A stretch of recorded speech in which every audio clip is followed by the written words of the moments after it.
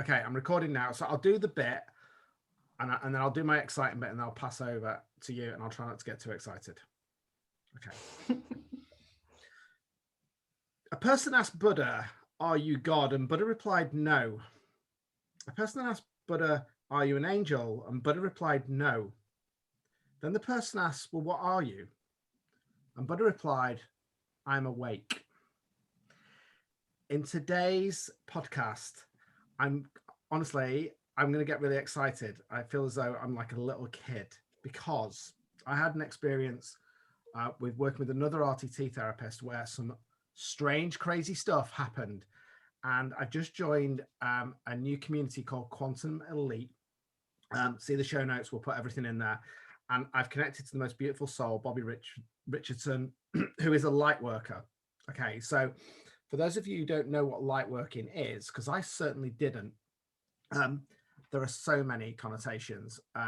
Spiritual guide, psychic, gatekeeper, manifester, messenger, transmuter, dreamer.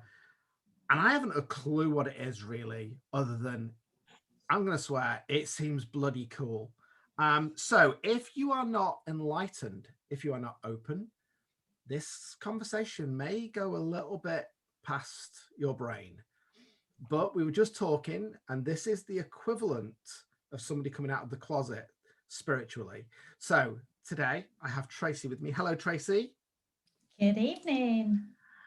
And we have Bobbie with us. Now, I will say, Bobbie is looking amazing, given she's in Australia. She's just got up. I think it's like 5 o'clock in the morning, 5:30 in the morning. So I'm just going to tell us about you, tell us about what you do, and then me and Tracey will then geek out on what you say. Absolutely. Okay, hey everybody. I'm really happy to be here. Thanks for inviting me. That's really fun. Yeah, there's so much to say. I don't usually compartmentalize and say that I'm a light worker, and I just wanted to interact that, but I'm really happy that he's spoken it up, because there definitely is beings or people on earth that are woken at this time that realize they have some sort of mission. And my whole life has been revving me up for this time.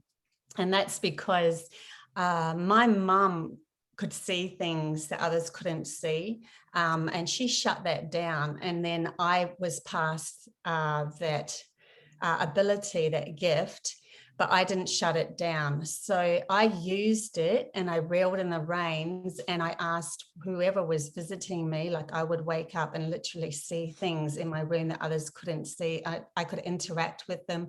I've seen things in forests. I've been, to many places, been to Uluru with David Icke, and had elders call me up and then have them talk to me telepathically. I've had a lot of spiritual experiences and been guided my whole life for this point. And there's a big reason for it, why so many of us are starting to wake up now, because humanity is going through a huge shift.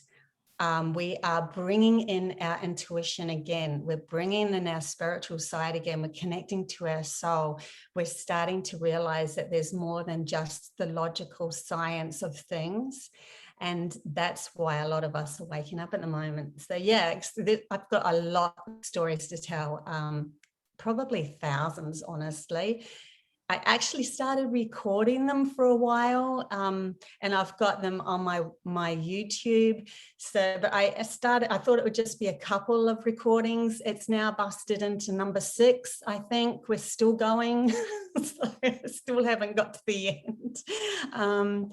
Yeah, and I just keep on tripping up over more and more, because they actually told me to write it down years ago. They actually showed me, when I woke up, I saw this pen just drifting above me, like floating above me. And I'm like, why is that there? It took me 3 days to figure it out. And I'm sure they would have been going, oh my God, 3 days, how can this lady help us in the end if she can't even figure out what a pen means, floating above her, 2 or 3 days later. So I had to write a lot of this down, and I've got literally I've got them all down on the floor, literally books and books of bits and pieces of what was happening throughout my whole life.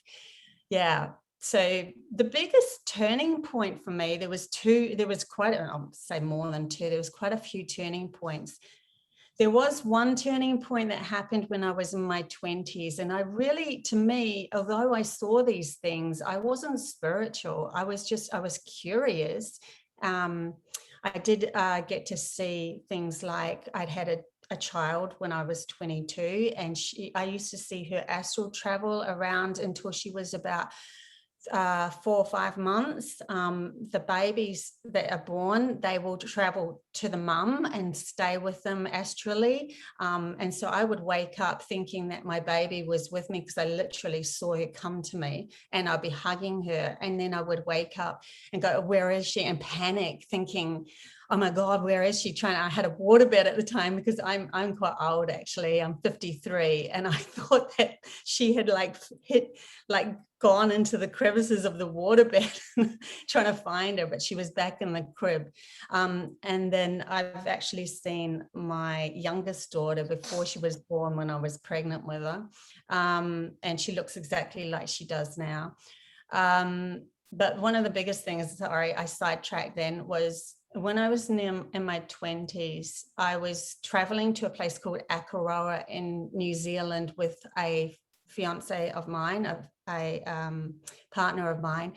And I had this funny voice come in my head. It was very subtle, and it just kept saying, Bobbie, just think positively. And I'm like, well, whatever, what's that going to make any difference? And it just kept saying it. And it said, well, why don't you just, I started having this conversation. It's like, why? And it would say, well, why don't you just think positive? It's not going to hurt anyone. No one knows what's going on in your head. So let's have a crack at this. Anyway, I just forgot about it until we pulled up at Akaroa. And as we pulled up, it was just a long beach. In New Zealand, there's no beaches where people people gather, but mainly you can just pull up absolutely anywhere. So it wasn't a car park or anything. Pull up on the sandy, gravelly place, and my partner jumps out to take photographs. And I have the same voice in my head that I had on that drive saying, open the car door and dig. And I'm like, what? Okay, no one's around. Okay, I'm not going to look like I'm a fool. I'll open the car door. And I looked down and I just dug. And I dug about a few inches down, and I pulled out a solid gold bracelet worth quite a few $100s, and a silver earring and a pendant. And I just went, oh my God, I've got to listen to this voice. So that was one of the aha moments, even though I all my life had visions. That was one of those moments where I did. Now, it wasn't that thinking positive all the time was the message. The message was you need to reel in and control your thoughts. You need to start controlling your mind. And if you learn how to do this, we can help you. So they started teaching me on the way about using a default in my brain. So whenever I think negatively about something, they would say, just find anything that you can think of quickly. So I started using a fluffy duck because I liked them. They were really cute. And every time something happened in my mind that I didn't like, that I wanted to control, that I wanted to reel in, I put this default, and my brain started realizing what the default meant. And that meant that I could start controlling my brain. Now, if you've got a real issue, obviously it's good to get into that issue. And I'm one that would really face the negative things that come into my mind and make sure that I get through those and, go back and weed back and find out where that came from so that I could get a different perspective and clear it. So I'm not saying thinking positive is absolutely, you have to do that all the time. I don't even now, but I know how to control my mind at least enough to get these other messages. And it just gets more and more crazy from there, honestly. I was going to say, with that, and Tracey will back me up on this one, within RTT, we call that interruption. So even though when we're kind of, so when we do RTT and you're looking at the negative and you're finding the root cause and all that sort of stuff, one of the things I certainly teach my clients is that although we're dealing with that issue, when that negativity comes in, actually the key is not thinking positive. The key is actually catching the negative, and it's actually not a negative. It's actually a lesson. So I said, there's no positive, there's no negative. There is just a guidance system that is coming into you. So I just want to reel back on something, okay? Yeah, no, I agree with you completely there, because we've been taught bad, good, negative, positive, and it's really experience. I totally agree with you. Everything is just experience. And it's whether you are in, you know, you're coming from self-love and loving who you are in that moment, or whether you're coming from that horrible place of I really am no good and that sort of thing. But yeah, maybe we should move on to well, I want to just go back onto something. I want to stay in woo-woo land. Oh, okay. I'm going to be honest. I'm staying in woo-woo land because I just want to ask a question about this. So I just wrote a note on here, and there's a couple of things. And I wondered, you said something just came into my mind when you said about, you know, being a mum. And obviously I've never given birth, you know, personally. I hear about it all the time, but whenever I'm wrong. But one of the things I wondered that came to my mind when you said about that is, I remember Michelle saying that when she was in hospital, when Harry, our eldest, had been born, and she woke up panicking because she thought he was there, and he wasn't. He'd actually they'd taken him into the kind of the baby bit at the side where, so mum's gonna have a sleep. And I just wondered, I'm just saying this out loud for any mums that are out there, I just wonder whether that innate connection, that innate energy to a child actually is natural. And when you first either give birth, or, you know, you're talking to your baby, you're talking to that growing baby and all the rest of it, whether actually when mothers naturally go into that, so they feel that energy, but they don't tap into it. So I'm just wondering whether people have actually experienced that, but they've just seen it as kind of a panic. Does that make sense? Yeah. I'm not a mum, so I don't know. But I actually believe that babies should be with their mum, right, you know, sleeping with their mum and everything. We're taught straight off the bat when they take those babies off, no, you can't trust yourself as a mum. That's the first thing that's been taught to the baby and the mum. Oh no, you can't trust yourselves to be next to each other. You can't trust. No, you'll kill it. What? Yeah, you know, you've just given birth to a baby, and it's gone through so much trauma. And the baby needs that touch and that connection still. So astrally, it will travel to you because it's like, well, I still want to be with my mom, you know. I'm used to having the heartbeat and everything. And where is she? And now I feel totally abandoned. First thing I would change is babies should be able to see. It's up to the mum. It's up to whoever it is. I'm not saying, you know, giving a strict rule for anyone on anything. If you feel inclined to be, you know, with the baby when it's born, then that should be an option. Absolutely. Tracy's face. Tracy, go for it, because your face is a picture. Anybody who's not watching this on YouTube, Tracy's brain is, I can see it going a million miles an hour, like 1,000 questions. Go for it. No, I was just going to say mine weren't taken away. Well, you were lucky. So, okay. I don't know whether fair, I wouldn't argue with you either. I'm going to be honest. Mine the midwife probably looked at you and went, I am not having that conversation. She'll probably kill me. I'm just saying. I was in New Zealand. They peed on me. And they straight up take them and put them in a crib. And lots of the time they'll take them away into another room to say you need rest. I wasn't allowed rest. But I actually took my baby out of the crib and slept with my eldest one the first night, and they were like, oh, you know, the next morning I'm glad that I did that, because they took her away right from off the bat, because I had to have a lot of stitches and that, so she was away straight up for hours, and I needed that connection. Yeah, there's a lot more to talk about with that sort of thing. But I'm thinking we really want to get into this juicier I know. I've just got one more question. Sorry, because I know that I'm going to start getting those eyes off Trace to go. We've got questions. Okay, so one of the things you talked about then was about beings. Now, I know a lot of people might look at that and go, crazy lady, she's seen beings. Right. I'm going to say this. I've had this. So I want to just explain what I've seen and what I've experienced. Now, this has been using RTT with another therapist, another colleague that was working with me on some stuff. But I truly believe that what we do within RTT is just really the bus. It's just the toolbox. And as we open up these energetic lines, as we open up new stuff, as we become, you know, more open, we do start to get things coming in. And it's about having that awakening and noticing of it. So these are a few things that have come to me and come to me regularly, especially, and I've noticed when there's certain things happening in my life. So for example, I get animals.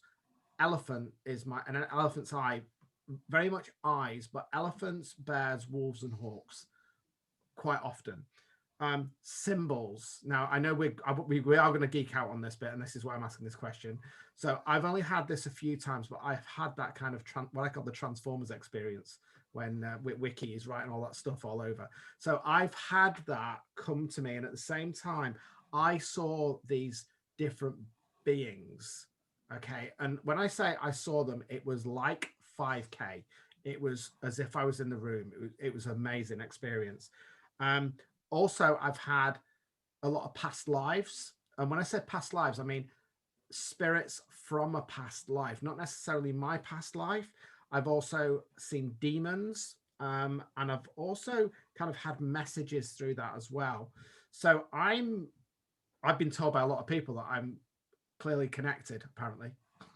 I don't know. I've just been told by a lot of people, you're tapping into source. You do know that, don't you? And I'm like going, no, I'm doing keto. I don't do source anymore. No. So I just I'd really be interested in kind of what your interpretation might be. Is that something that happens to your clients when they come to you? Is that something that's happened to you? Is that normal? Do I need to medicate? I'd just be really interested, that's all, on what your interpretation of that. I know what I believe, and I'm sticking with it because it's ace, but as somebody who works in that area, which I've traveled there, it's like going to Disneyland. I've seen Disneyland, but I don't know what happens in the background. So okay. When you say that you see, are you seeing in your mind, or are you seeing like they're actually there? Are you seeing in the meditation? Yeah, it's in a meditation. So I'm not disregarding it. Are they like physically there, or no? They're so if my eyes are closed, what happens is, I'll explain it because it's really weird. So if you imagine I close my eyes, and there's kind of what I can only describe as a flicker. It's as if a screen comes down.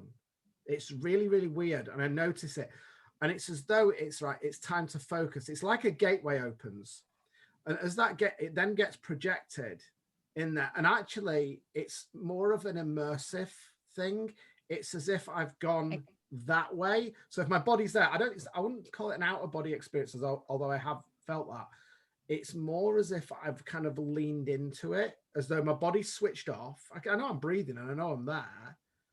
And I can flick in and out of it. Okay, so what I'm seeing is that you're actually feeling from your pineal gland. You're seeing from your pineal gland, which is an actual eye in the center of your brain. Yeah. You have a pineal gland. Yeah, it's third eye type stuff, yeah. I know, yeah. So it looks like it's an eye, and it has tiny little crystals. There's a lot of information that they've given me about the pineal gland and its opening and that sort of thing. When I say I've seen something, I've physically seen them in my room. Like I wake up and see these beings standing there. Does that not freak you out? No, the reason why I want to say that is because I want you to realize that what you're seeing is real. It's just that you're seeing it from your third eye. Yes. But I want to say to you, it's real because I've seen it for real. Yeah. Yes. They used to freak me out a lot. I mean, and I had to learn to bring in the reins and say, this is what I can handle and this is what I can't. So when it was happening a lot, I didn't like it when I woke up and see, people who had passed over and they're leaning over me. So I could tap into whatever I wanted. It was up to me to take the reins of what I chose. So they, first of all, like dead people were coming and all that. It was kind of like, there's a show called The Medium with Alison Dubois in it. And that's kind of like that. But I decided that I wanted to see, my whole game was, what is the potential of humanity? Because I was getting all these beings coming to me and giving me messages, and there were so many. I said, I need to reel it into just having a few at a time with profound message. So they said, well, if you do that, can you please ask a question? So at that moment in bed, I'm like, okay, a question, what am I going to ask? Jeepers, there's so much to ask. You're like, you didn't want to be Jane, you needed to niche a little bit. It was too generalized. We all know that from marketing. You need She's speaking to no one. Yeah. Speak to everyone. You're speaking to no one. That's the way. So I ended up, I was thinking, school, I didn't, the history in school, I really didn't gel with what they were telling us about some of the ancient history. And I'm like, is that ancient history for real? Maybe we'll do that. Is ancient history for humanity real? Is it real, or is it fake, or is it the school system is right? I don't care. I'm emptying my cup. I don't care. Just give me the messages of, is humanity's history real? And then I also asked around the same time to meet somebody of high integrity that was alive, not spirit. And they're like, well, you don't need that. And I said, yeah, well, I'm changing the rules here. So while I'm here, I've decided I do need that. And it was a few months later, I got led to a lady through really crazy circumstances that was doing a talk in Byron Bay. And her name was Grandmother Parisha. And she was a Cherokee elder from Ohio that had come to find, she was told by her guides, by her elders, to go find what she says is the buffalo hearts, the white buffalo hearts. And they're pure souls that have come straight here to help guide us at the moment. So she chose me out of a crowd of people, of about 100 people that were in her talk, listening to her do a talk. And she started doing this neurony change. I didn't even know what a neuron path was, so it was pretty naive. And she's doing this thing on my brain, and it gave me back the clarity that I had all those years ago when I found the gold bracelet, because that actually, finding the gold bracelet, led me to absolute clarity of myself for a while. But then it's like the trainer wheels left, and I had to do it all myself. And I'm like, oh my God. And I started coming, all the negative stuff started coming in again, because I was in line with somebody that wasn't so positive for a while, and I had to learn to do it all myself. So she reeled me in with the neuron paths, and for 2 weeks I had that clarity again. Okay, you've got me now. And I went back to see her a year later. Now she goes around the world. She doesn't just go around Australia. So she meets a lot of people. So there was another talk with 60 people, and she called me out of a crowd again and said, I will be working with you. And I'm like, okay, that's interesting. So she, there was a lot of things that had happened with her, and clearing all my crap, helping me clear my crap. But one of the most profound things was when we went to Melbourne for a meeting. We were in a university there, and there was a remote viewing movie that was being shown, and she had to do a talk on it. She had never seen the movie, so she had to see the movie. So she said, oh, Bobbie, there's a seat next to me, kind of a spare seat. I'm like, okay, that wasn't, that was obviously instigated. That was meant to happen. So she sits next to me and puts her hands on my hand, and I'm like, okay, that's interesting. That doesn't usually happen either. And then she starts breathing really weird through the movie. And I'm like, oh my God, she's fallen asleep, and someone's going to ask her questions, and she's fallen asleep because she's going like this. But she hadn't fallen asleep. She connected to me telepathically. And we were talking telepathically. This lady was asking me about my life journey, and I'm describing it telepathically to her. And then I'm going, and then it'll phase out and we would watch part of the movie and then it would come back.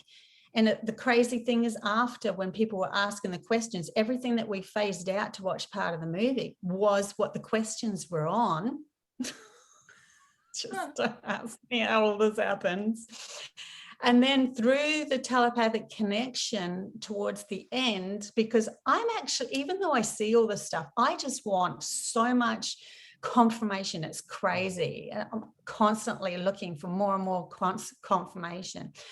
She said, I said to her, can you please ask me to follow you back to USA? And she's like, oh, why would I do that? And I said, well, actually, this is my confirmation. If you ask me that, then I know that this is for real, because my left brain is having a brain fart. My left brain's going, what the frick is happening here? Excuse my language. That's all right. So she, after everything had wrapped up, she called over her partner, her husband, sorry, a long-term husband, and said, Tony, can let's ask Bobbie to follow us back to America.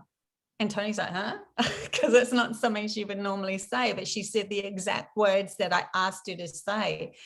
And I just went, oh, okay, this is for real. This is for real. And then she came up to me and whispered in my ear, it's magical, isn't it? I'm like, holy crap. But the thing is, through that communication, there was a level of unconditional love that happens. There was a level of just profound connection that happens.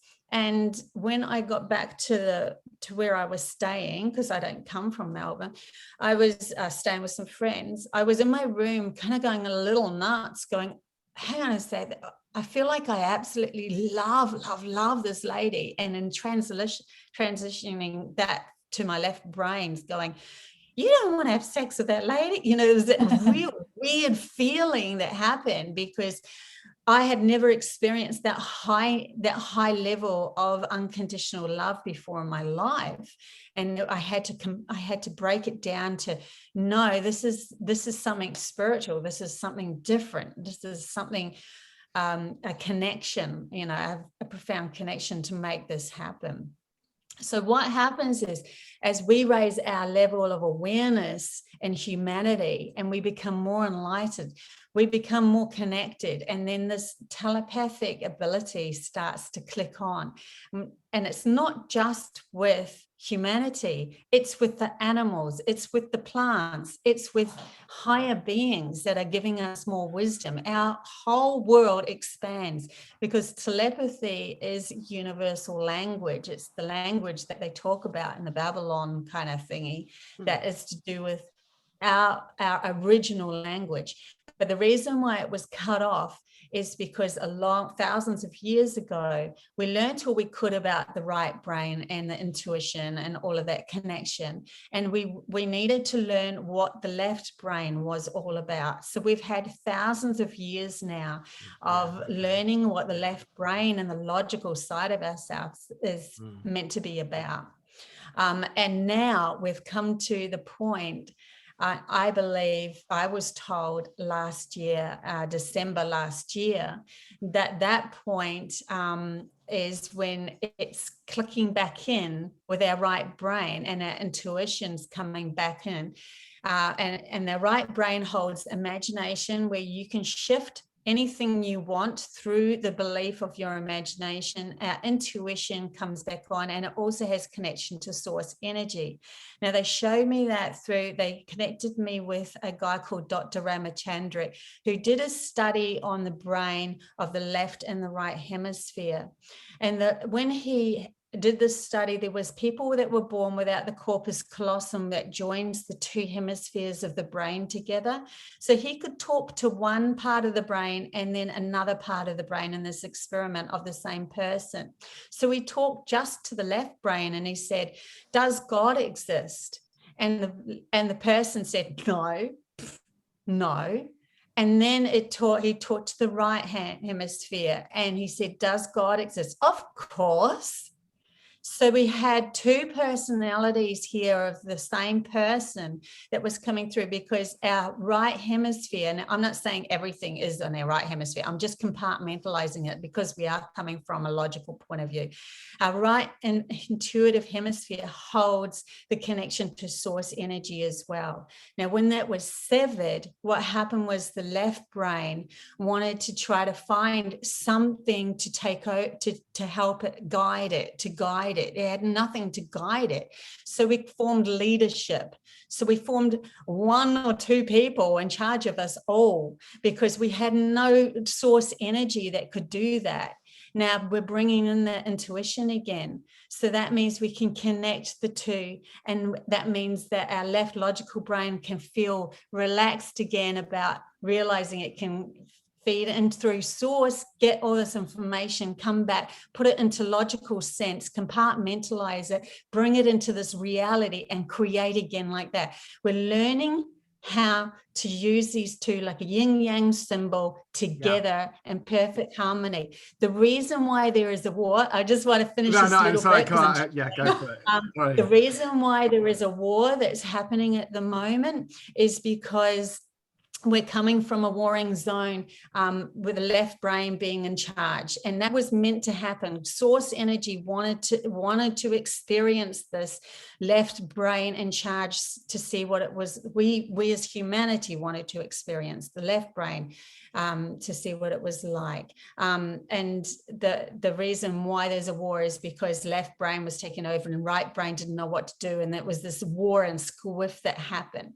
But when we start unifying these two together, our reflection will be no more wars. Our reflection will stop that. And I can tell you a very cool story about that when I was having a vision quest with the elder Parisha, but I'll let you speak. Okay, so some of the stuff you said has really just quantified some of the things that I believe, and I haven't obviously spoken about this, but one of the things that, because I specialize in anxiety and PTSD and confidence and all that kind of stuff, so that kind of what you call clinical. However, I've recently worked with people, well, not recently, I have worked with people who've been diagnosed with BPD, people who've been diagnosed with ADHD and all the rest of it. And I have this belief, okay, and this isn't scientific, but this is my belief. People who have or have been given the label, and I'm going to say that, the label of ADHD, autism, BPD, you name it, all of that stuff, even down to people who have schizophrenia and the various forms in which that comes in, you know, dual personality disorder, all that kind of thing.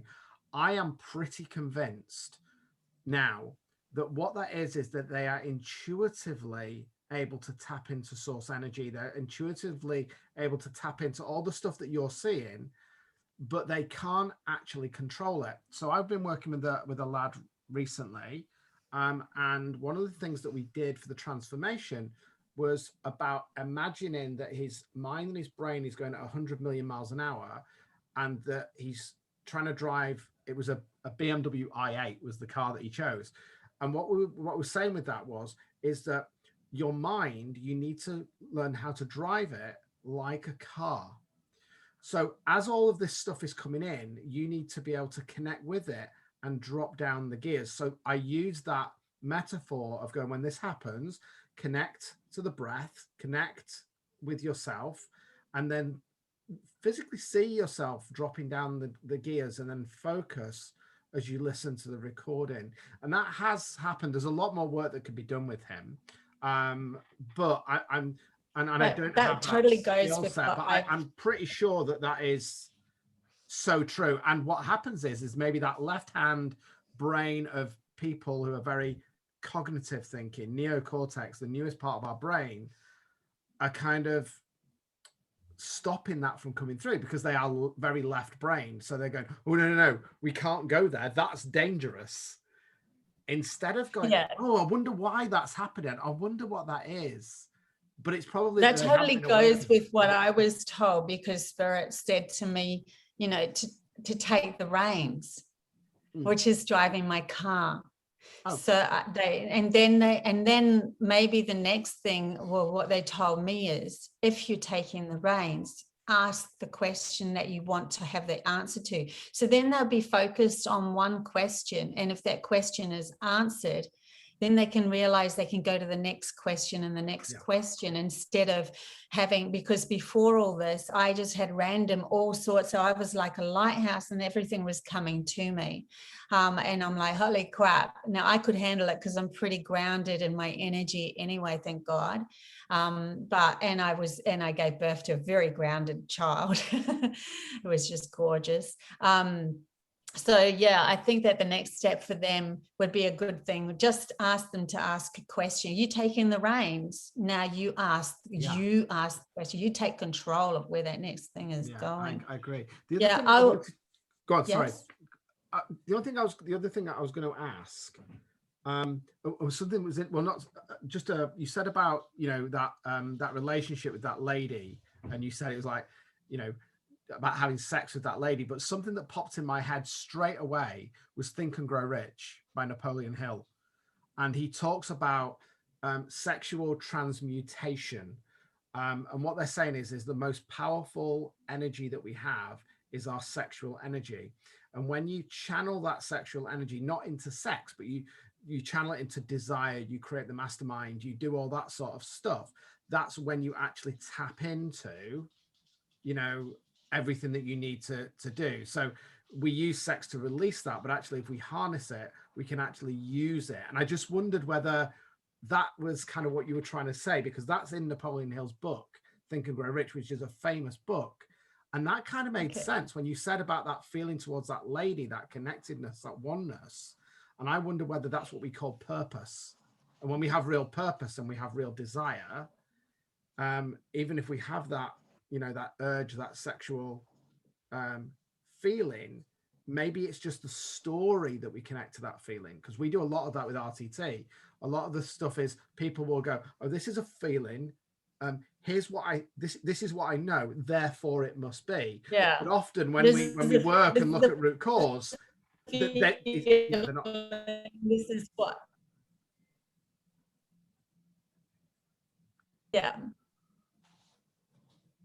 this is the feeling, this is what I've compartmentalized. That love with her became science. My left logical brain couldn't make sense out of it. So it was going, well, there's only one higher love feeling, and that's sex. And that's what I had been taught. Yes. But it wasn't that. And I had to realize that there was something more connected with all of us. That was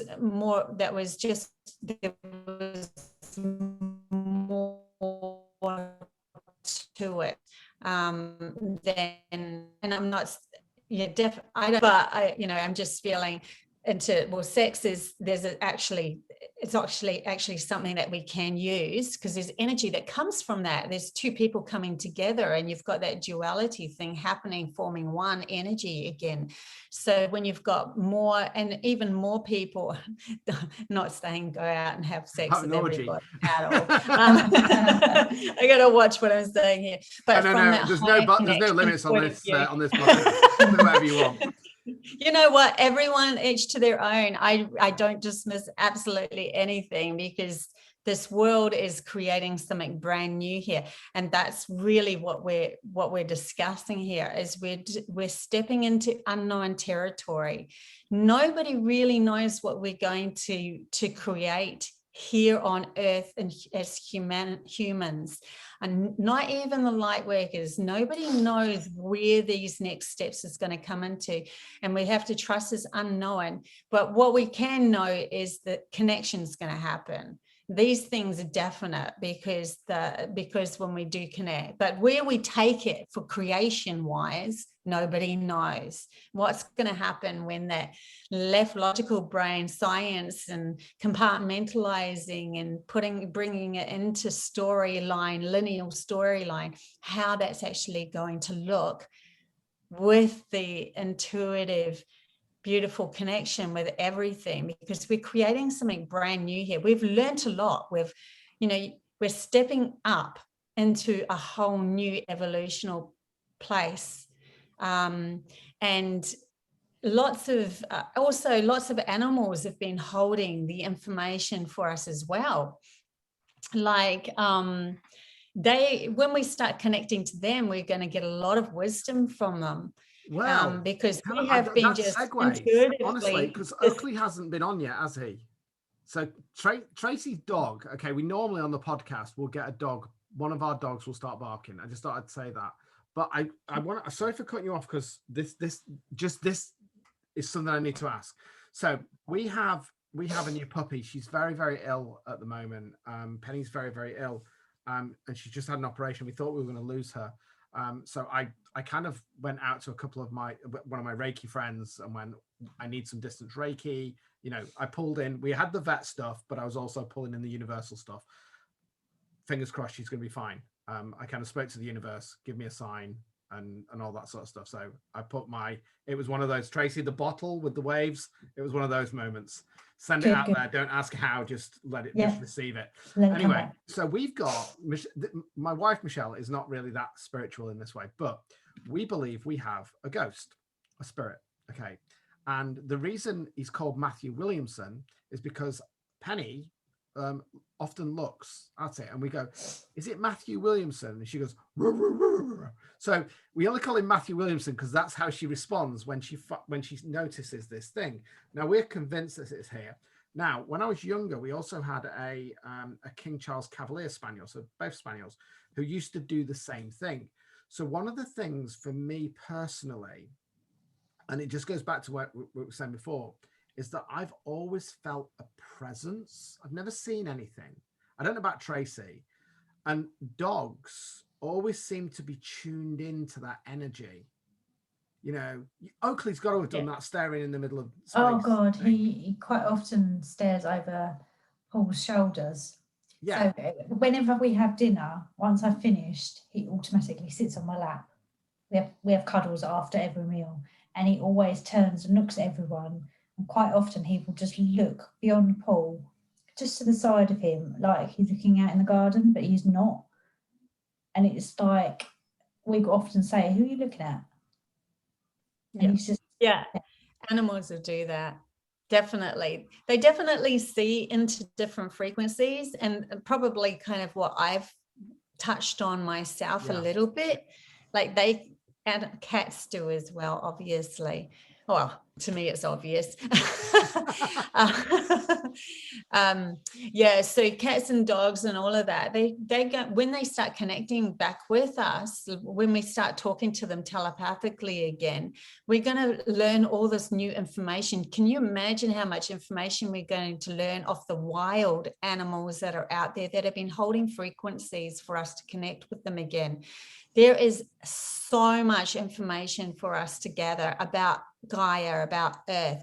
Then you're going to get into the elementals, which are the in-betweeners, you know, that they were actually created to the fairy folk and all of that. They were created in a different frequency, so to connect us with the plant life and things that we were missing with Gaia's energy as well.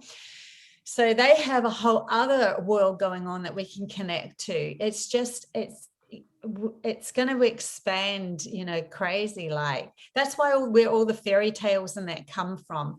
They were true events that actually happened with people, and then with the warping of the intuitive side, you know, being cut off or put to sleep, then the left brain wanted to make it into, it's like, well, I don't understand this anymore because we don't have a connection, so I'm going to just say it's just your imagination gone school with, and putting your right brain down again.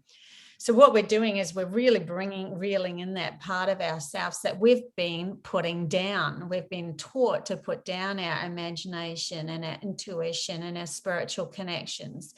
But when we start loving that side of ourselves and really embracing it and bringing it back into us and loving us as a whole being again, we step into our authentic self. That's what I call our authentic self. Yeah. And with that comes a million gifts, and the world will shift for you. Because if you can imagine a world where I've been shown I've actually been taken to this new world. They've brought me there. And when I was there, my mind was so in the moment, so present, so still. It was a euphoric feeling when I was there. Always. There was, you know, how you can get that with drugs, where it goes like that.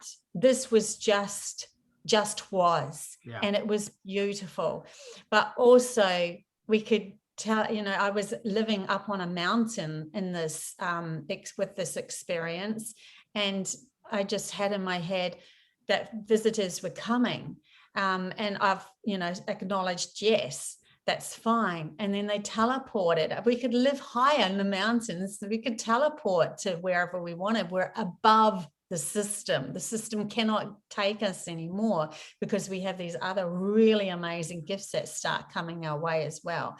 Now, I know that seems far in the future, but it's not as far as you think, because our imagination is the thing that brings it in. And when we start clicking into that authentic self, we start to realize our actual natural gifts. And that's why our leaders, so-called, have pulled out so many movies to say that if you become gifted, so to speak, you have to deal with all of this evil and all of this, and it's not the way it's going. It doesn't work that way at all. You just level yourself up out of the reality that you're in. And I'm not, you know, most people aren't quite there yet, so I'm just probably stepping up a bit too far, but I just want to let everybody know that we need to start focusing towards that, rather than focusing towards what they've been bringing out in the movies, because that is a fear-based thing that they've been showing us. You know, if you're going to have a gift, you're going to go through a hero thing where you get captured, and hero's then you journey, try to free yourself, and then you know, and finally you'll get out, and you have to, well, if that is the case, the way that happens is within yourself, in your own journey. Yes. And the journey that you are taking right now, because you are going through that clearing within yourself. And am I going to be able to trust my intuition? And am I going to be able to trust the hero of myself coming back on board, and the magic that comes with all of that? That's what's really going to be happening at the moment. So yes, they are true, but not in the sense of an outside world where somebody who's telepathic or can teleport or something is going to get picked up by the government and experimented on and stuff. No, please don't go there. That's their story, and it's not going to happen. Yeah. I've got loads of questions, but I know this could go. I'm watching the time, and I'm like, I'm starting to channel this. I'm actually channeling a lot of this through as well. I can see. I can just somehow. We are opening up and taking it in. Believe me. Go, Tracey. Before I. So I'm going to park my initial question first, because what you were just saying just brought back something that happened 6 or 7 years ago. My son, long story, but we ended up seeing a medium, and he was told that he had the 3, I don't know what they were called now, so that he was, clairvoyant, clairsentient and clairaudience, but that he couldn't handle it, so she shut him down and said that she would only reopen him up when he was 18. If he chose to reopen it, revisit that, is it something he has to go to see someone to do, or is it something that he can just decide that he's opening? I don't really know. I understand what you're talking about. Oh, good. Yes, I totally get what you're talking about. And just to let you know, the energies have shifted now, just recently. So he can, if he feels fine with it, start playing with that now. And the way he will feel if it's fine is he'll get a passion. He'll get a, oh my God, I'm excited to try that. That's a key point to, yes, go for it. If you're like, oh my God, I don't know, I really think I should try, oh, I have fear, then no, I would just leave it and keep it parked until that passion that I'm so excited to try that. That's what you follow from now on with everything. I mean, everything. If we follow our passion and our excitement, it's going to take us to treasures. It's going to take us to abundance. It's going to take us to a lot more. But we need to come from our heart and connect that. So definitely it's up to him in the end. He's his own reality. We've got to stop thinking that we have to trust somebody else's reality to lead us. Absolutely. It's our passion and our desire, and we have to trust our children that they are passionate and desiring to do something different, that we aren't in our reality, but they will share that with you as a parent in the end, and it will bleed into your bubble of awareness anyway. And you had that child to lift you into that bubble of awareness. It's like we're bringing our bubbles together in the end anyway. Right at this very moment, the light workers, or so-called light workers and mission people who are holding missions and stuff, are starting to tribe together, because we are creating our own beautiful frequency and letting go of a lot of the people that are telling us that we're no good, so that we can support. Then from there, this is because the governments and all of the stuff that's trying to hold on to the left brain, they're doing what they're supposed to do. They're pushing humanity into this. They're pushing them like they're an overbearing father, and humanity is a teenager just starting to stand up and say, okay, I take the reins, I know what I'm doing now. So they'll keep pushing, and they will only exist in our reality and keep pushing until humanity really starts taking the reins of their intuitive side again and connecting it as loving from themselves. Yeah, sorry. I've just got a quick one, because this is something interesting. I'd love your thoughts on this. So just around about COVID time, I had something that happened to me, and it was kind of, I'm going to call it astral travel, because I don't know what astral travel is, but I've had these experiences where I'm basically suspended in space and I can see galaxies and stuff like that. Anyway, what happened was I was brought out and I could see the Earth, and this is what happened. It was points of light connecting to other points of light all around the Earth. It was like a mesh. Okay. I told nobody about that at all. Okay. Except for one person. I've seen that. I've seen that. So except for one person, who is my friend Jess, who's she does Reiki and Theta. And she went, was it like this? And was it like that? And I went, yeah. She said, I had that same vision.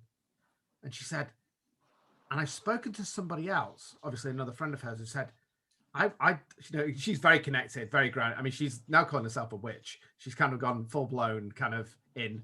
Anyway, she had a really corporate background. So she was like me, came from a very, structured left brain way of doing things. And I just wondered if I don't think I've even had that conversation with Tracey, but that's something that people have said, and I've gone, that's got to be real.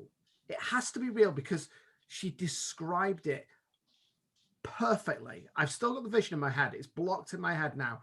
And she described the width of the lines, the color of the light, the mesh network in the way it was done.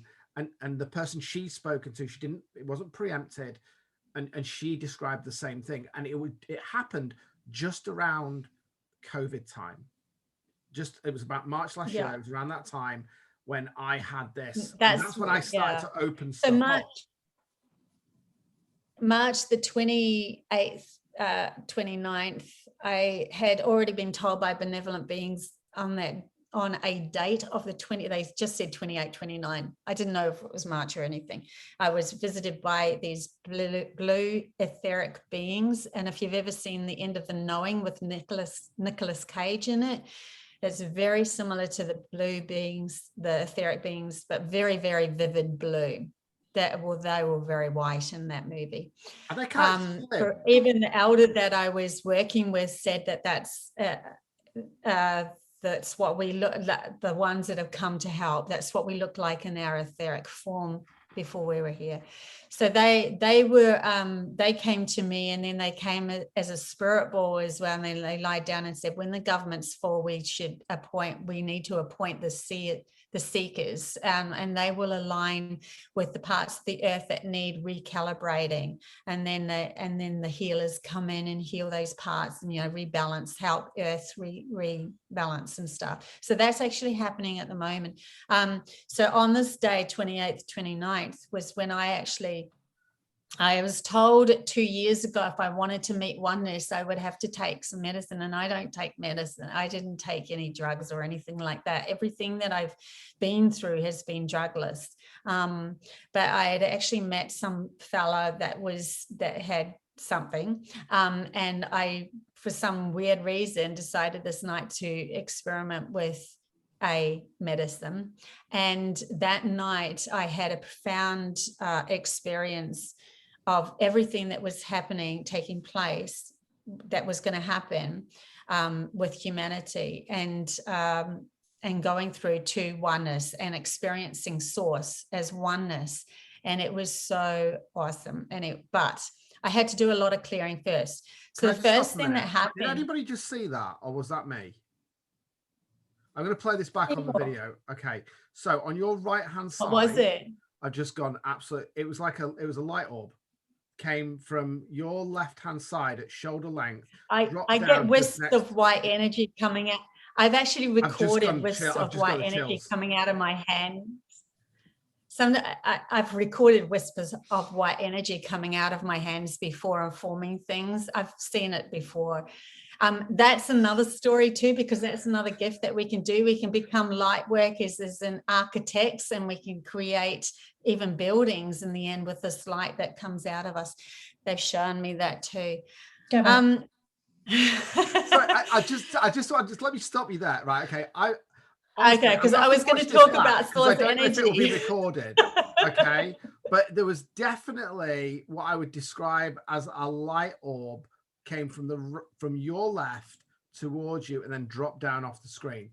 Honestly, unless I am going crazy bonkers, but you're not. I need to. I've seen what time them is it? before. Right. I'm just clocking what time it is because I'm going to watch this back. I just hope to God that is on there, because that has got to be a sign. And honestly, I'm doing that. I'm not. Carry on. I'm lost for words now. Okay. So this night I ended up connecting to Gaia herself, and I realized she was going to give birth. So she in herself was giving birth, and she was calling everybody into the center of herself. And the only way that I could do this, because we've been taught, left logical brain, is to take this medicine.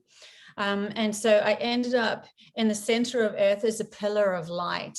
And there was all these pillars of light representing animals and plants and everything. And she was having this collective, because we are her and she is us. We are her neuron paths. We're all connected as one. There's no separation from Gaia to us. And as we explore out into the universe, so does she. We're like the blossoms of a tree that's coming from the tree.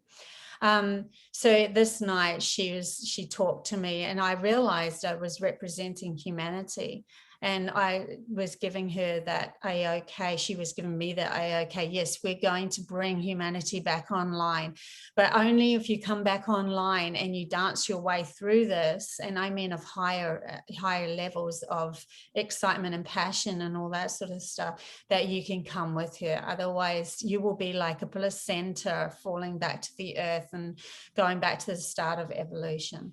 Okay, so that was the first message. Then I had to do a lot of clearing of myself. So for the next few hours was me learning to self-support, and I was going backwards and forwards. Where's my support? I have no support. Where's my partner? He's not here. Okay, I'm going to go back to the earth. Can I feel my support? I was just constantly trying to seek support, finding in the end that, and it was actually a dog that came up to me. So funny you mentioned his dog came up to me, and I was like, even the dog knows there's something wrong here. Something's wrong. What's gone wrong? And it was me not supporting me. So I had to learn to support myself. This is what humanity's going through now. Are we going to 100% support ourselves and who we are authentically, not just logically from our 5 senses that we've been taught about, but bringing in the intuitive side of ourselves and the spiritual connection to everything. And then once I had supported myself, I went to bed, and I just lied there and had the most amazing, I actually have this on video, by the way. I'm not the actual experience, but I've put up a video about this story. I had the most amazing experience where I started becoming everybody. And the only way I could handle becoming everybody was to become the observer of everybody. So I became the observer of everything so I could handle it. And I became the observer of the earth and the solar system and everything. And I become more and more and more. And I could see all of the beings. Now, I've been told previously, years ago, where I was hanging onto a cliff edge in a dream. And then when I felt like I was really falling, they kept saying, I am in everyone, I am in everyone. And I see all these beings, and I realized I am in everyone. And this isn't just me, this is you guys as well. We are in everyone, and our existence is everyone, and yet it is one. It's going to be hard for you to understand that from a left logical brain, but it's kind of like, how could I describe this?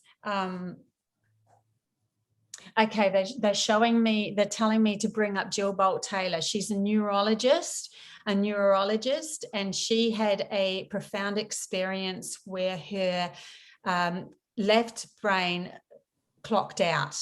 She had a stroke, and she was like, oh my God, this is so exciting, because I can feel from a neurologist what it's going to be like to have an actual stroke. She said when her left brain clocked out, she saw her hand become the background of everything. So she became one with everything and was expansive. And it's our left logical brain that brings us into the story of being separated so that we can have a linear storyline going through. So what they were doing with me on this night is I was becoming more into my right brain, into the expansiveness of source energy itself. And I came to a point where there was a torus, a grid of a torus. It was kind of like a donut that goes in and out. And what had happened was Earth had gone through the belt of source energy. It had done a long journey going around the side of the torus of the right brain, and then it slowly bled into the left brain, and then it comes back in. And when COVID started, Earth was at the point just entering the quickening, the inside of this donut shape. And that's why this quickening happening, because everything within us is being reflected outwards in exact moments. And we had our right brain locked down. So we were all put into lockdown. The whole world was. There's a reflection that happens with this. And so we can then come to the point, we've just passed source energy, which is love, that sits at the very center of this torus belt, which is everything. It's source energy is everything. It's only love. And see, they showed me source energy being source, just love, and deciding to experience itself, and it wanted to find out what it was. And the only way to do that was to split. And that's the duality of the split. But everything comes from love. So you have the masculine side and you have the feminine side that's now doesn't know what each side is about, because there was a split. But if you trust the other side, within you, you realize you just come from love. This is probably. I just want to show something for anybody who's watching. I just want to show just something. one more point. When I was in that experience, the feeling that I got of oneness was acceptance of everything. There was no negative, there was no positive, there was just acceptance. I only accepted everything. So I was walking down the street going, oh my God, this is beautiful. Everything I have created everything. I've created everything that in this moment, the birds that are flying, the people that are around us, everything was me, and I was everything. I was accepting everything as my creation. And when you come to that point, you can shift anything. You can move mountains. Yeah. So anyway, that was my... For anybody who's watching this on YouTube, it's fine. But if you're not, I just want you to describe something. Is that kind of the shape that you were describing? Yes. So when you said that, straight away to me, that was the Earth's magnetic field. And we have it around ourselves as well, because everything inside is outside. It's a Fibonacci sequence that goes in and in and out. It just is the same thing over and over. That Fibonacci sequence of the shell that you see. It's within. Yeah, everything within us is universes, and everything outside of us. If you decided to go find, if you were, say Earth was an atom inside a huge body, right? And it was floating around, and you wanted to see what that huge body looked like. You wanted to see what God looked like. If you went into that perspective and went to find out what God would look like, you would see yourself. You would be the person, and a cat would see itself, and a dog would see itself, and anything that had awareness would only see itself. So even if Earth was an atom inside a body, the huge body that you went to would be yourself. It is within. Yeah. And the symbol of an atom, I'm just showing this on the screen now, is the same thing. So if you took that as being Earth at the center of the atom, the nucleus, and the electrons that are flying around it. And the only reason I'm mentioning this, I'll stop sharing my screen. The only reason I wanted to mention this is that anybody who's listening to this that might be going, this lady's crazy. What's she on about, left brain people? Okay, this is dead simple. If you want to look at this scientifically, open a physics book. Start looking at quantum physics, because this has already been proven, but we look at it with a different story. If you look at nature, if you look at the brain, you're talking about the left hand, right hand hemispheres of the brain, no different to the structure of an atom, no different to the magnetic fields, no different to the way in which the universe will come around. Solar systems will go around a star. It's all connected. It looks the same. There's a reason why your lungs inside, when you put them under a microscope, look like a tree. Okay? It is already in nature. You just have to open your eyes and see it. So for anybody who's kind of thinking this is a little bit crazy, it's just that you've not connected. You've not opened your heart. You've not opened your eyes. And one of the things you said, which is so true, the answers never lie outside of you. No. And I've said this before, but to quote Neil Donald Walsh in Talking with God, it says in the book, but God, why did you create, evil? Why did you create this? And God says, to know happiness, you must know evil, but I did not create it. You are God. Yeah. You created it. Yeah. And that was so profound when I heard that, because what he's saying is that you create your experience inside. So the other phrase that I use with my clients is that when you take responsibility, you are able to respond. And this is what David Icke, this is what David Icke talks about, I believe now, when he talked about, he said he was God, and everybody's going crazy. That's not what he was saying. I've actually had a really great... You are God. God created, the message that's in the Bible is, I created you in my image, was not a bloke with a beard on a cloud, okay? That wasn't the message. That's just how you've interpreted it, or in fact, how it's been used against you. What it's saying is you are from the universe. You are from God. Your environment is what created you. You are. And the only reason that we're talking is because of the way in which our environment has created us. You may well be a piece of coal. We are all of the same stuff. When the Big Bang happened, whatever else happened in the universe, it is our environment. And this is why Dr. Bruce Lipton says about The Matrix is a documentary, not a movie. And he also says in his experiment, when they did a stem cell, he did the stem cell experiment in the 70s. They took a stem cell and that each stem cell in the 3 Petri dishes had a different environment, and one grew bone, one grew cartilage, and one grew skin. So the thing is that you're only dismissive of something that you don't know because you don't know it or you haven't experienced it. Your paradigm is different. And I talk about this with my clients, is that all that happens when you work with me as a therapist is that we just move. And I use this as an analogy. I say, you're stuck, you've got a block. So imagine that's a wall and you don't know how to get over it. All I have is a torch, and I shine the torch at the side of the wall, and then you notice that the wall ends. And I go, walk around the wall. Yeah. And you go, no, I can't. I've got to go over the wall because that's the rule. I've been told to go over the wall. And I go, but why? And I go, I don't know. Do you want to be happy? Yes, walk around the wall. And they walk around the wall, and all of a sudden, there's a different world there. And I think that is very much what you're saying. But you've seen stuff. I've experienced stuff, certainly. But yeah. It was one of those experiences that's just stayed with me. I just know what that actually feels like, because I personally wanted to feel what oneness felt like.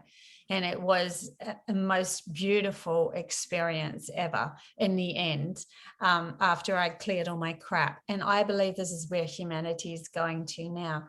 And I have had been with David Icke to Uluru. That was pretty profound too. I had a dream of going somewhere. And I had a feeling of going somewhere, and I had a dream of going to Uluru in a bus. And I woke up the next day, and here on my internet was David Icke asking people to go with him to Uluru. And I'm like, well, obviously I'm going. I just dreamt that I was going. I don't know who's going to take my kids. And then lo and behold, my ex-husband, exactly those days, wanted to take my kids because we'd split up. And I'm like, okay, so you're taking my children. I've already put my name in the hat. And then they rung me up and said, yes, you're being accepted to go. He only chose 20 people out of thousands or whatever, hundreds or whatever. And apparently I was the first one picked out of the hat, which was really cool. And I ended up on a bus. I ended up going with David Icke to Uluru and had a really profound experience. And this was 2011, where I went into the mountain. It just happened this way. The bus driver was into the Aboriginal things and wanted to protect the mountain and make sure no one did anything really wrong. And I really didn't want to go against any Aboriginal Indigenous people. So I just said, I'm here, this is me, we'll see what happens.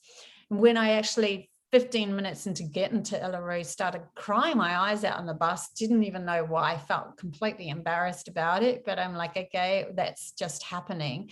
And apparently I found out only recently, it's the Rock of Wailing. People cry when they go. I don't know what that's about, but Aboriginals will know more.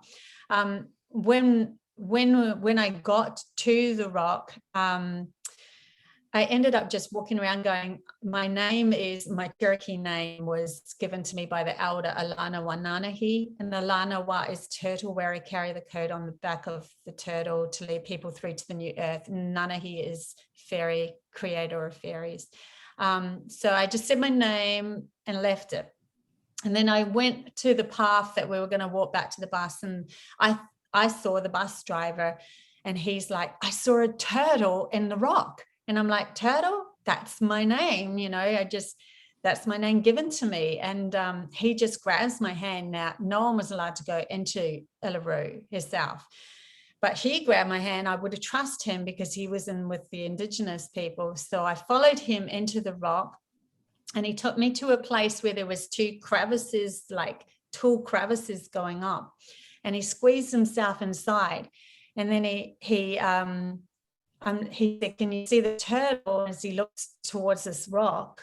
And I kind of, honestly, I didn't really see what he was seeing. I was like, okay, it looks kind of like a shape of a turtle, but here we are, male, female in Uluru now in this crevice. And straight away, spirit showed me, because I had been in communication with Palladians before, and they had started with putting their forehead on my forehead, chanting Ra and these different symbols and different messages through me, and me waking up with my whole self vibrating. I said to him, I think we're supposed to put our hands in their forehead on the rock and chant. He started doing it. So I'm like, okay, well, I'll follow you because I trust you with the Aboriginals. So here we are chanting. I didn't even know what I was chanting. And then all of these dreams that I'd had of going to new earths, potential new earths, of connecting with Pleiades, of all of these higher vibrational experience that I've had started pouring through me into the rock. And it was like I was giving information to Uluru itself. And then I said to her, many people are waking up. This is 2011. She said, I'll help you wake up many more. And then I'm like, oh my God, we're going to be late for the bus because the plane's going to leave. I look over to the guy next to me and he's reaching in between the two crevices. He turns his head to me and his pupils of his eyes were huge, like on drugs. And he's going, oh my God, none of it's real. None of it's real. Oh my God. And I'm like, hey, come back because you got to drive the bus. You got to take us to the airplane. We're going to go. So he come back and he sat down for a little moment. And then when we got to the path where I met him, it wasn't the guy I thought it was. It was another guy that was on the bus. I would not have followed that guy. So something had veiled me over to think that I was with somebody completely different, so that I would follow him and trust, because I wanted to respect and honor the elders. So we end up back at the bus anyway, and the bus driver, the real bus driver, was going, and they've gone in the rock, I know they've gone. We're going off because we got in the rock, but it had happened. So I've had all these experiences. David Icke had actually come up to me and sat next to me and said to me, when you do public speaking, now up till then I wasn't, and I only have really just started doing public speaking. He said, just tell the truth. That's all you have to do. So I'm like, okay, here I am. This is me. This is my truth. I cannot come from your experience, but I want to at least part on that there is way more out there than what you've been told by the system. And there's a lot more to explore, and it's exciting. It's so exciting what we can come up to and what we can experience, and the gifts that can come your way once you start loving all aspects of yourself, all those parts of yourself that maybe even, in the past that the school systems and the parents and everything told you was not you and was not, shouldn't be even tried. Take them and go, you know what, I'm going back to that and I'm going to try again, because the energy on earth at the moment, since we've gone through the point of source energy and we've come out the other end to combine both intuitive and logic together and work in harmony within ourselves, is come online. So the energy is completely different. We need to start experimenting with those things again. What's going to happen for all the people who are stuck in the negative, the fear?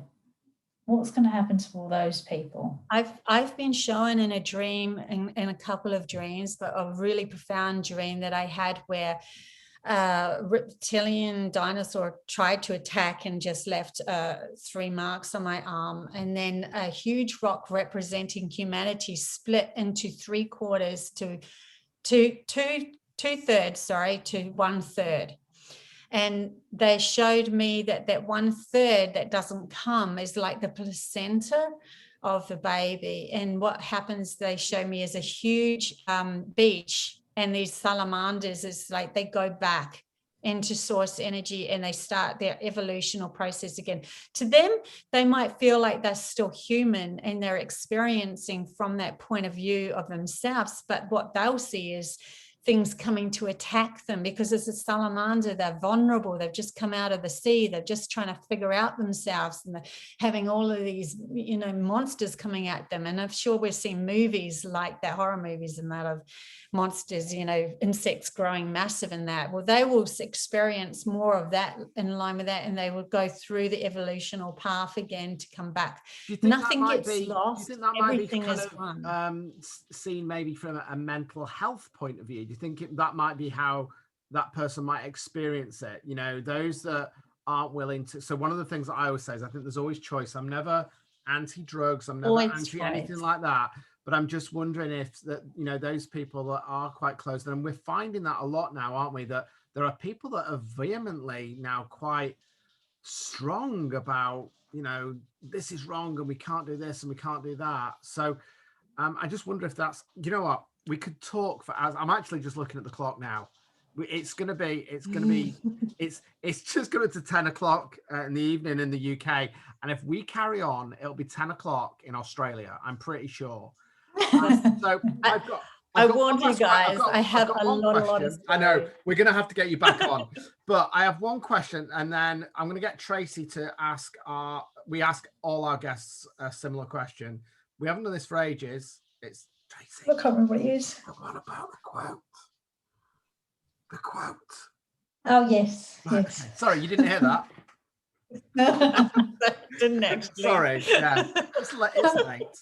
Okay, so my memory's shocking. We've got so much massive change in the world, and if we were going to bring this back to the left side of our brain, and we've got people out there that are kind of, it feels that they're connecting spiritually, but they're so scared to come out. I just wanted to bring this back to the start of the podcast, really, when we talked about, you know, we're going to come out in this one, we're going to talk about spirituality, we're going to talk about everything. And I think it's about experience. So you've experienced some massive stuff, and not everybody will experience that. I can certainly connect with it because I've certainly shifted right brain, not as far as you have. If I can get there, that would be cool. But I just wondered if you've got those people out there that are kind of going, why is this happening? How can I get help? How can I find out more about this without being ostracized by the kind of society it is at the moment? What would the guidance that you'd give to those people who aren't yet kind of enlightened and open and curious? Okay, so they're all going through their own journey, and there's nothing wrong about anybody's journey, because we all need we're all doing different journeys, absolutely every single one of us, and there's a reason for that, because we're bringing in information for source energy. So what I would suggest is they ask from their hearts what the next step is. They ask what they want to know. They find from their passion what they want to know. If they do that in that respect, they're always going to be stepping towards something that they're happy with, that they can control, that they can feel good and comfortable with. And then that will only make more and more happiness and comfortable, you know, things coming their way. They could learn all of this through science. They could learn all of this through just being a garbage person who's putting out the garbage, and they keep having coincidences coming in their way. And then they go, whoa, you know, it doesn't matter how bright you are. It won't make any difference. If you just want to become more authentic of who you are, then you just ask the universe, please show me the next step. That's what I did. And I believe that's for everybody, just taking the reins. There's no right, there's no wrong. My journey is different to everybody else's. So you can't even compare anyone's journey. And I find everyone is God. So everybody, and that means we're all equal. And it ends up being that we're all the same. And I think I concur with that. I think me and Tracey have talked a lot about this. And I spoke to a client today, actually, that I was doing some coaching with. And I've done this. And it's certainly just giving away. So if you know, there's the full moon thing, isn't there, where you can write down, if you want to do it this way, write down all the questions you've got on a full moon, and then light it and let it go. And don't look for it. Ask the question, but do not worry about it. Do not dwell on it. But just be open and aware.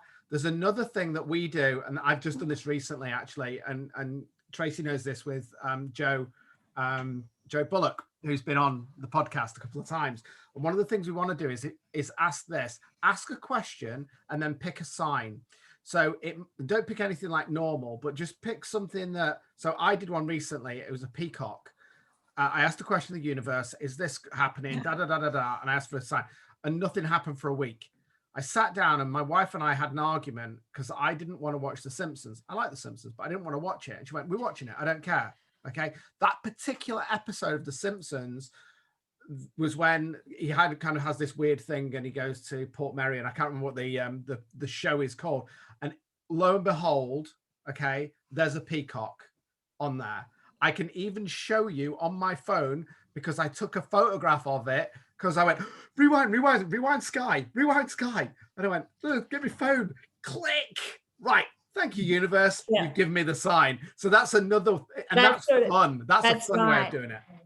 Yeah. That's right. And that's happened to me a lot of times. If I'll get a message from something and then I'll have the exact thing coming at me, like I like to ask for it 3 times in different formats.